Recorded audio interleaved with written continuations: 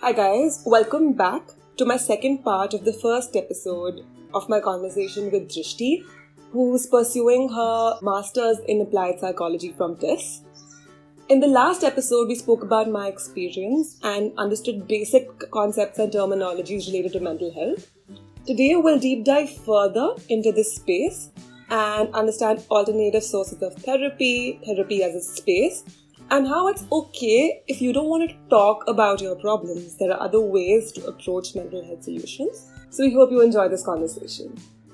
Spoke about how your therapist was very accepting of you and what you came with in terms of how you were apprehensive about going for help to start with because of whatever reasons, including finances, because let's face it, therapy is damned expensive. Yeah. And I think a lot of the times the kind of inner guilt that we feel is because of just how much money we're spending. Yeah. And here's the thing, right? Like, you probably spend the same amount of money on a dress, but a dress is something we touch, feel, hold, wear for a long time. Yeah. And the assumption is that those 45 minutes of a conversation are just 45 minutes of a conversation. But but I think what people don't realize is that it's something that stays with you, right? Like, things make an imprint on your mind, which you kind of take with you, even if it's not the exact words. Yeah. Like, I remember my mother caressing me when I was a child. If she hadn't, I'd probably grow up different. Yeah. Similarly, like these little things that you don't quite remember word to word, you can't physically carry with you in a box. Yeah. Like, I mean, I know it's expensive, but they're not all very expensive, and I think you kind of find your ground. Yeah. And I was also talking about, even though your therapist was very, you can come to me whenever you want stuff, which is awesome. Like, there's also another therapeutic approach that looks at kind of laying the ground rules for the client, saying, hey, I think, you'll need 10 sessions over 10 weeks or so on and so forth. So she did that. So she told me, let's do 10 sessions once a week. Yeah.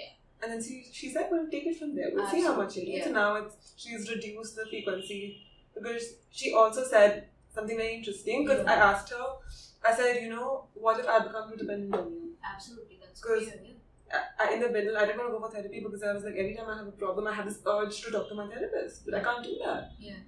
And also at that point, I was like, because I can't afford it, every little thing I can't go running to, and I also don't want to, right? Yeah. So far, in my head, I was like, I've been so independent, whatever has happened, I've dealt with it myself. And now suddenly I have this one person who I feel should solve all my problems. It won't work like that. Yeah.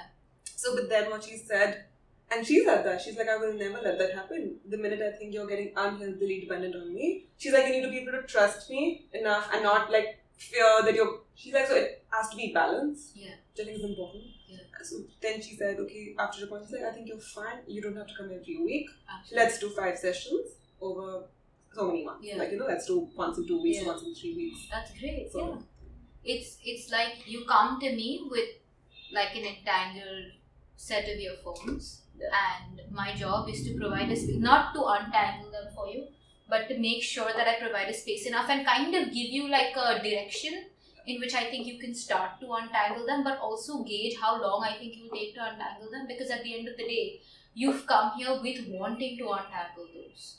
So some amount of goal setting, some amount of direction is really important, and also some amount of from you, internally, you should be very open to the idea of talking or expressing yourself or getting help. On that note, I want to touch upon how therapy for people with special needs, or for the neurodiverse community, becomes very tricky. Absolutely. Even more so, because communication is a challenge. Yeah. Right? And like you said, communication till now is always equated to language. Like talking. Yeah, it's called the talking cure. Therapy is often been termed as the talking cure. So But I think it's important for people to realize, like you said, that there are ways and means beyond that. Absolutely. Beyond just beyond just verbal conversation for help. Yeah. Like art therapy, play therapy, theatre, so many different forms of expression. Yeah. And in the next episodes, we are going to talk to different forms of therapists who use different mediums or ways of expression and who offer this help. That's incredible. Yeah. And even though I'm training to be a counselor, so the common understanding is I should know enough But like if someone who has a certain specific kind of special need, I would not know what to do. So it's important to go to someone who is trained in that area. True. When you have someone who has special needs and they come for therapy, see, individuals are social projects, okay? We don't live in bubbles. Yeah. So even if someone with special needs comes to me in my therapeutic, in my therapy room, and I provide that space and I do everything right, tick all the boxes, they're still going back home. Yeah. So it's important for the larger like family system or whatever social environment they're in, for them to also be receptive to just learning a little bit about it. Yeah. Just understand what the person is going through and how that individual expresses, because in that room for that 1 hour the individual is able to express. Yeah. And express in a way that the individual is being understood. Yeah. And the individual is going to go back home and express the same way. But if those around him aren't receptive to it, the whole enterprise of therapy collapses. Yeah. No, that's so true. Imagine as neurotypicals, you were only being understood once a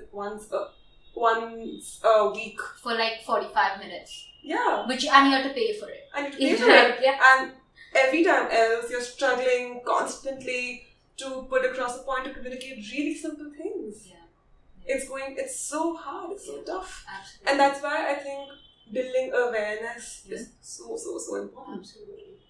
I hope that we're able to do a little bit of that through our videos. Yeah. I mean, even for someone like me, like, because I study it, I'm so entangled in all the jargon and these theoretical concepts that how do I bring it to here and now to like a normal conversation is hard for me. Yeah. So I cannot begin to imagine how hard it is for someone who is coming to get help, and how much harder it might be for their families who honestly have absolutely no idea what's going on. Yeah. So I understand that it's difficult, but I also understand that it's work that needs to be done. Yeah. So another thing that I want to talk about is how we tend to decide for ourselves if the issue is worthy of causing anxiety.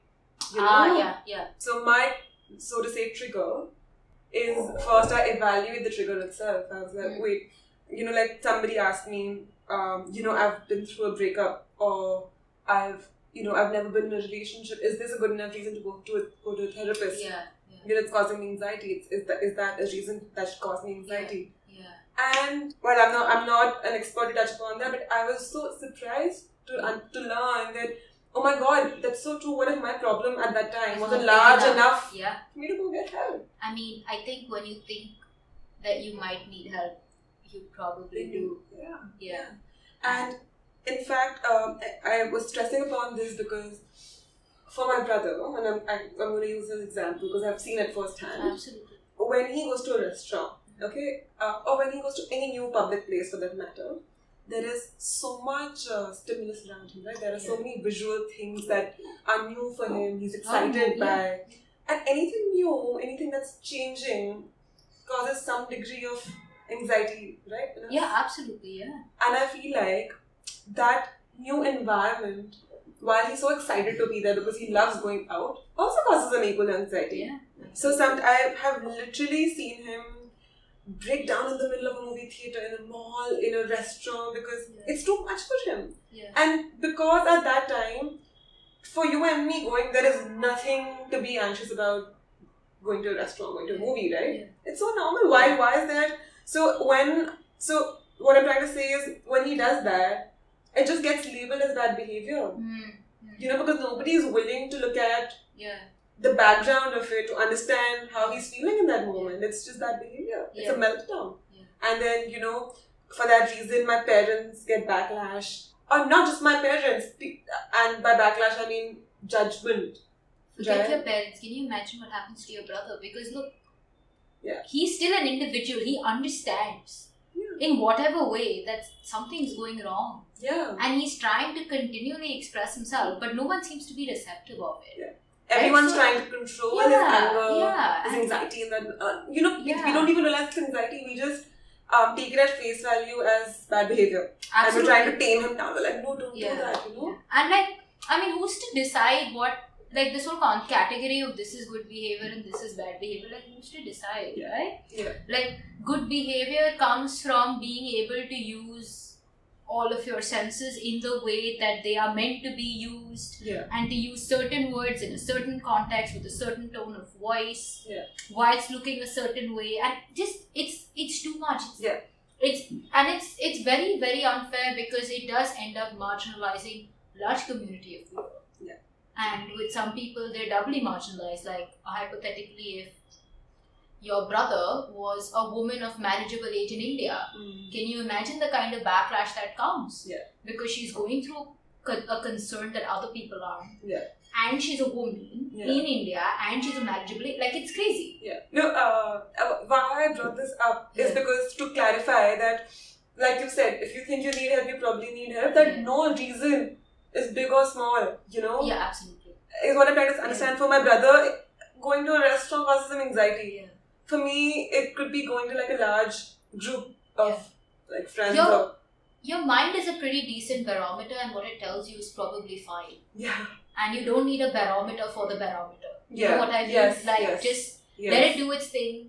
Like, when you have a fever, you read the thermometer and you trust it. You don't touch another thermometer with a thermometer to kind of figure out the temperature is okay. I don't know if that's scientifically accurate, but either way. No, it's fair to say, right? You don't have to start like nitpicking, dissecting your cause or your trigger in that moment. If you feel you're not okay, just go ask for help. And like, stigma starts that small, because stigma isn't just how other people treat you, it's also how you treat yourself and your own feelings. If you're going to not validate your entire emotional experience, regardless of apparently quantitatively how big or small it is, which is impossible, how do you expect somebody external to you who doesn't even know what's going on inside to treat you in any different way? Like, stigma runs very, very deep, very realistically, because it runs from the inside and we kind of absorb it all the time. And it's okay to have it, but what works is once you start acknowledging the fact that you have it, so then you can work your way out of it. Sure. So we talk about things like homophobia, right? Which is a phobia, so to say, or like a fear of someone who is attracted to somebody of the same sex. So ideally, the understanding is someone who is not homosexual will be homophobic. Okay. Like, hypothetically, if I was straight, I am likely to be homophobic, scared of people who are not like me. But there's also something known as internalized homophobia, where I am gay, but there's so much stigma surrounding the concept of being gay that I myself shut my own sexuality down, because I've internalized that homophobia. So I am also, so to say, scared of being gay. Which is why, coming out of the closet is such a big scary experience because of so many issues. So similarly, you have this sort of internalized stigma about other issues as well. But that's very interesting. It makes complete sense why people where there are families with children with special needs, they don't talk about it. Absolutely, because they're so scared of taboo. It's a taboo of saying out loud that my child has autism or my child has like Down syndrome, and especially when it's not visible. Like, physically you can hide it, they want to hide it. And that leads to seclusion and isolation of the entire family. And like, why can't we accept people for everything that they bring to the table? Because you're accepting the fact that this is my brother, this is my son, this is a person in the house, but then you're rejecting a larger part of his experiential reality. So many people have reached out to me and said that they have been isolated, rejected by their own like the extended family members, by their husbands, by their brothers-in-laws, friends, whatever. Society, like, I'm not even talking about like outside the house, because their child has been diagnosed with autism or a label, and that's why they're so scared to even tell other people of what that particular label is, and that's why it's so hard to get help. Here's why it's a little intimidating for someone who is, for someone like you who's so comfortable even talking about what you went through, right? But for instance, you were someone who was in the midst of struggling with something that's extremely stressful and overwhelming, and you go to like a psychiatrist, psychologist, so and so, and you do all the testing and you get your... But before that, I'll self-diagnose myself. Oh yeah, I forgot about that. I'll be like, oh my god, I think I'm depressed. Oh my god, I think I have anxiety. So I think sometimes it works, and by works I don't mean that that's anyway scientifically accurate or anyway something that we should be practicing, but sometimes, because at the end of the day you're trying to make sense of what's going on, right? So sometimes when you have like a word, it's easier to associate. But the flip side here is also that when you're given a label of any sort, any kind of diagnosis, everything that you have worked to become as an individual, as an entity, as part of society is being reduced to this one adjective. Yeah. And that's heartbreaking. Yeah. Because everything else gets negated. Yeah. And everything that you have been Yeah. is reduced to that, and everything that you can be is always going to be tied to that. So, in general, any sort of labeling is risky, and a lot of labeling is also inaccurate when you're doing it on your own. And there's anxiety when you don't have a label, and then there's anxiety when you have a label, and which is why it just, you know what, just go get help. Like, just talk to someone.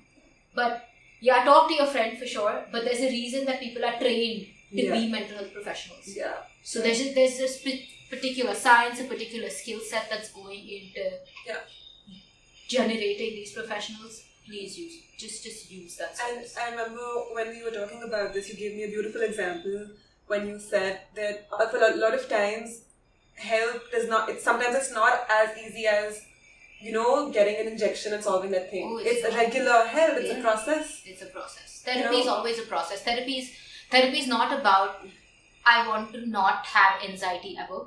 Yeah. But therapy is about how can I identify what makes me anxious, and the next time I'm anxious, how can I work with myself in a way that doesn't land me in the same place that I did the last time. Yeah. And if you can get that, you're good. Yeah. Therapy has worked. Therapy is not about you never having a panic attack. Yeah. You know, it's just about how you can deal with it. Yeah. Like, you need tools to kind of fix the sink. You don't need to always replace the sink. Fair enough. Yeah. No, I just want to sort of close by saying that I feel like that's what happens to people when they're labeled to be on the spectrum or any disability, that they're reduced to that one word. In fact, I was talking to my friend where I told him that, you know, you're a friend, you're a son, you're a brother, you're a professional, you're so many things. And you are a human being. And you're a human being and you're yourself. Yeah. And when that gets reduced to a person with special needs, that alone, at best you're a son or daughter, you know, of somebody who's also now put in a position because they're a mother of a child with special needs. Absolutely. You're reduced to these really small roles. Stigma runs deep, as I said. So deep. And I feel like that as a human being is it's so scary to think of, you know, me being reduced to just somebody, like, what if I was just Shreya, a housewife, or Shreya, a daughter. That's it. And there was nothing else to my identity. Even here, like, because you can talk and communicate in ways that everybody understands. What if you were reduced to, Shreya who can talk? Like, even that itself, like, you want to be everything else. Everything that I am. Exactly. Like, even if it's something that's considered to be normal and essential and functional and whatever other jargon that we use, you still don't want to be reduced to anything. And I think that what is inclusion in the truest sense. Yeah, absolutely. Guys, that's all for today's episode. I hope you found our conversation relatable and useful. You know, it's not easy to come on camera and talk about your journey.